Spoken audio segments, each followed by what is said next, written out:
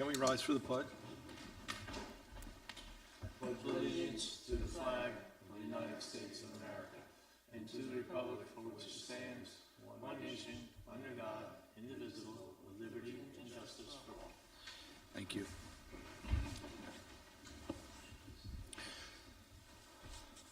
Okay, we have our public hearing this evening for the 2025 budget. Tara, you want to start us off? This is the notice of public hearing on preliminary budget for Continental Village Park District and Continental Village Water District. Notice is hereby given that the Town Board of the Town of Philipstown has completed the preliminary budget of the Continental Village Park District and the Continental Village Water District for the fiscal year beginning January 1, 2025, and the same was filed in the office of the Town Clerk of the Town of Philipstown, where the same will be available for inspection by any interested persons during regular office hours.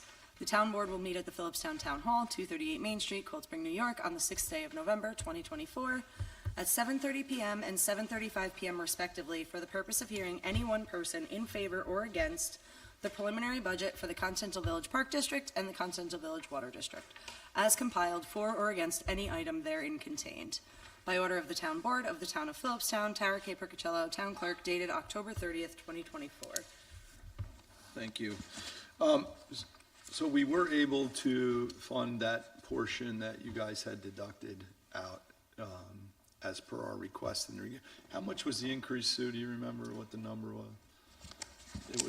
It was Jess was at the last meeting and had said that, you know, if you could refund, I can't find it, 1 second.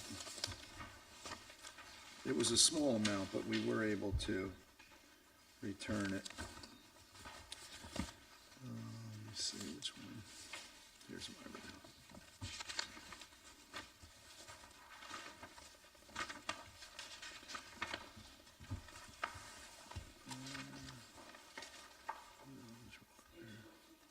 What was it, the amount, Sue? Page 14, and the payment was 103,250, and you increased it to 107,642. Okay, so we were able to open that up a little bit more for you, so it's not a big change, but it's something. So I'll open up to public hearing to any comment. Anybody have any discussion on the Continental Village Park District? No? No, good? Good? No. Good. Guys have anything? No, I noticed that you did change the number. Right. Right. We did what we could. And hopefully the grant money will come through from Assemblywoman. Any status on that? I haven't heard anything. Tara, have you heard? No. Yeah, it's a timely process, so. Yeah. We will. Thank you. I can ask, but my experience with grants is it's a long process. We 4 years into the highway garage, 4 or 5 years into it at this point. Richard was the supervisor when we got that, and then we re-got it. That's a word. All righty. To make this go any further, is it possible to take out a temporary bond for this in the future? For what repair? Which for? The grant for the playground. We can't expend any money until we know for sure that we are right. Once that happens, then we could look into other options to fund it until we actually get the funding. But we'll have to wait on that. Anything else? That's the grant that Dana's working on, Right.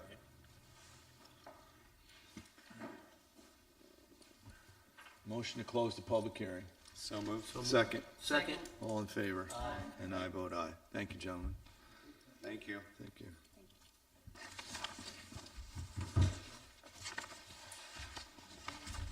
John, was that for both? That was for both, right? Well, that was for park, and then technically water is 7:35. I mean, I'm like, Can I get a motion to accept the budget for the Continental Village Park District? Second. second. All in favor? And I vote aye. Thank you. Thanks, Tara, for keeping us in line. Best practices, right? Best practices. So Technically is 7:35, so if anyone has any comments on the water district for Continental Village. Anybody out there? Speak now. Kelly, you got anything to say? John, anything? No. I think the only, do I remember there was they were gonna correct, there was like a salary line that was 76, and they were like, that needs correcting, because it jumped to like 96 at the, but I'm trying to remember, I don't have the, Last from the, yeah, from the Continental Village Water District. Yeah, Oh, yeah, it talked, yeah, and they said that was a mistake when we were in the last public hearing. 99? In 2023, actual went from 73 to 95, right? to 95 to 99.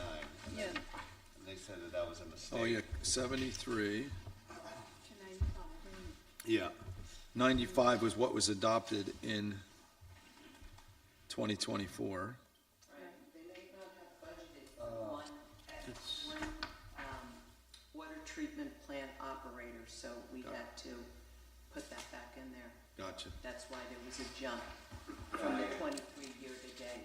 Got you, got you. Okay. And happened thanks. again in 24? He didn't budget for the 2023 extra water treatment plant operator. We Yeah. did, but we did in 25, or 4, Yeah. sorry, yes, 24. right. Got you. And I will double check that for you, no problem. Thanks. Thank you. Anything else on the Continental Village Water District?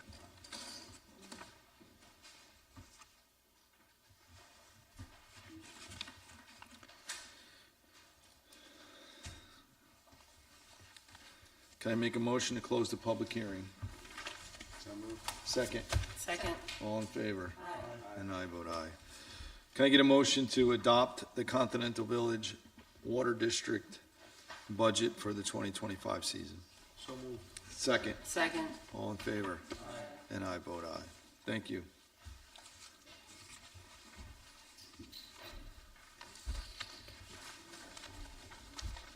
So it's only 7:37, so technically I have to wait 3 minutes. Because the general was Night, fellas, thank you. advertised for 7:40, so. Just in case somebody comes Well, in hot. it was advertised for 7:40 PM, so we have to wait the 2 minutes, so. That's fine. Sorry. It can come in hot, you never know.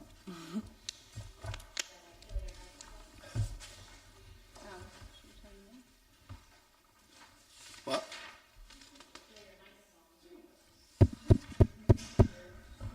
See, do you want me to whisper sweet nothings? You're on mute.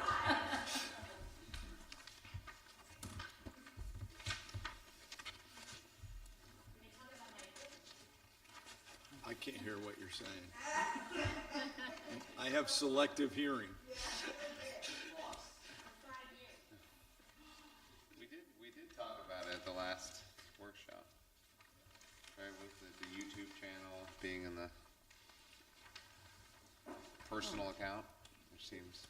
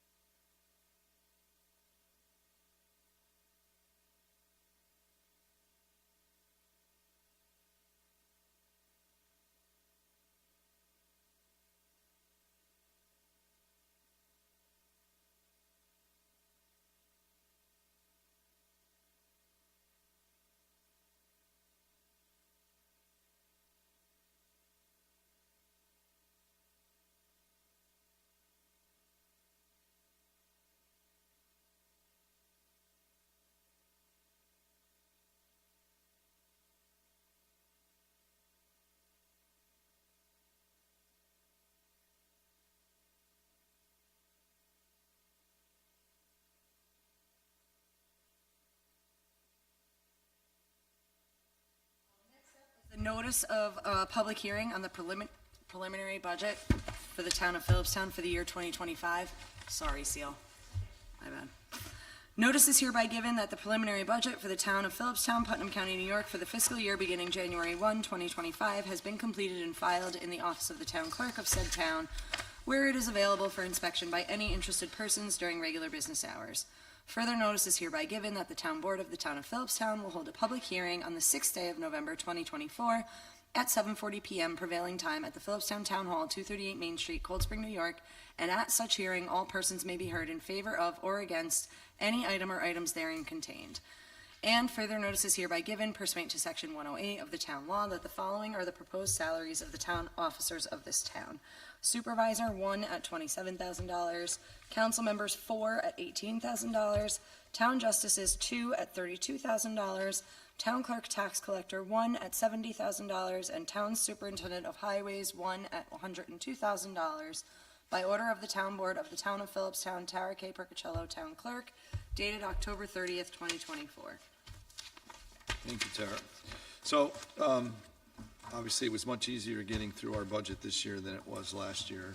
We did have basically a reset of taxes, reset of projected income for last year, and we did much better coming into this year. There were still decisions that have to be made that were not easy to do, and we did them. We had to go through them. So I appreciate the support of the board on getting the budget through and the work that we've done to get it through. So I will open it up, public hearing to comment. Anybody have any comment? I was glad to see we were able to give increases to staff. We did. We did. Worked very hard, and I know the rec department. They do. I would love to be able to give them all, large raises, but, we are limited on what we can do. So thank you. Anything else? Good. Oh, just a note, I did, remember last workshop, we discussed the Putnam County's Office of Aging Services. Yeah, I have not gotten a reply from Michael Cunningham, just asking for any sort of data or statistics that show that they've done. I'm sure he'll get back to Okay. us. On another note about the topic last week about the Kent Volunteer Ambulance Corps going out of service, there was a volley of emails on Thursday and Friday of last week. I did reach out directly again to the town supervisor of the town of Kent. I spoke to her. We had a nice conversation. She assured me that they would convene her board and get back to me either Friday or Saturday with some sort of plan of action. Well, here it is Wednesday, and I still have not received a phone call. I know Philipstown Ambulance has offered to assist them with staffing, which would not affect the service here, just employees that could go over there and cover shifts to help cover 24/7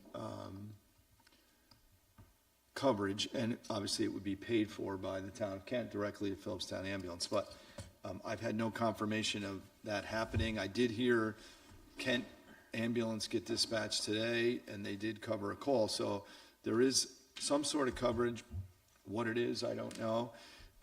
I did forward the entire chain of my conversation with Supervisor McGlasson to the county executive as well. I'm at the end of my patience at this point to try to get something accomplished. I was actually told that there's constituents in Kent that don't feel that they need ambulance service and that they should be able to rely on the neighboring communities, which I find offensive. So, yeah, right. What does our community do if the ambulance is Right. What if we all did that? That would be a bad situation. So, the interesting thing is, fire service is mandated in New York State by every community, but ambulance service is not. My thought would be it's based on, homeowners insurance that mandates the fire insurance, but the lobbyists. But it's just not sitting well that it doesn't seem like a pressing issue for them to replace the service. There is protocol in New York State on how to do it, and it was not followed. Unfortunately, the state has very little recourse to make them do it or fine. I don't know what's possible, but we continue. As of Thursday or Friday, we had done 10 calls in the town of Kent from October 1 to what was Friday's date, October 31st, 30th? November 1. So there was, in a month, that's 10 calls. So, Yeah, but did Garrison do any? no, that was 10 that Philipstown did. I'm not aware of what Garrison did, but it seems like Philipstown's taking the brunt of it. But if you think at each call for them to leave here, drive to Kent, go to a hospital, and get their ambulance back here, it's got to be a 2-hour process, easily 2 hours, probably closer to 3, which is, so it's 30 hours of time that we, Philipstown, did not have our ambulance here to cover our own calls. Not saying we, what's that? Can we bill them that time? It's a possibility. I mean, I've consulted with Steve. You know, we're working on a draft for a letter that could, you know, maybe implicate. And again, I'm not overly concerned about the money. I mean, I don't know what dollar figure you could put on it.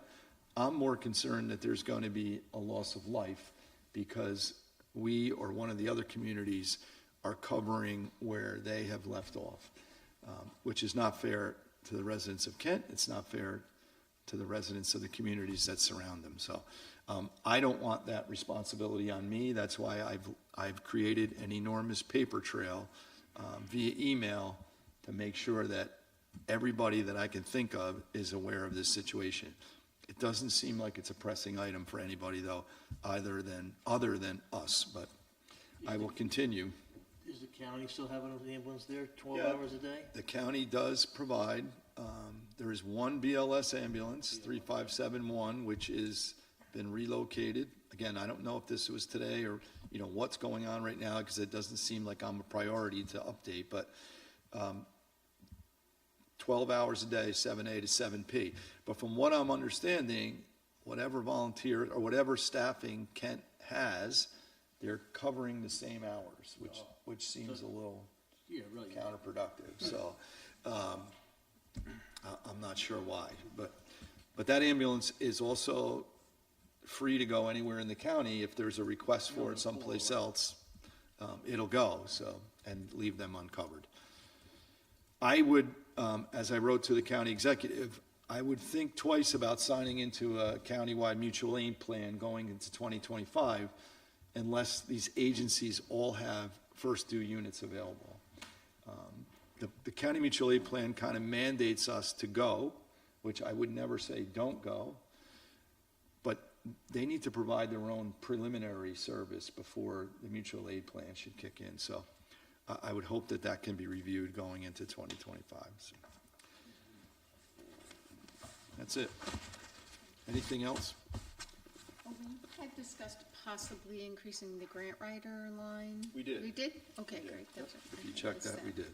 Yep, coming from last time, we increased 5,000 for the Office for the Aging. Oh, the other thing I wanted to comment about, we are funding a joint building or code enforcement agent officer that will work for both the town of Putnam Valley and the town of Philipstown. We're each contributing 30,000 towards the salary, and we've secured 10,000 towards the benefit package.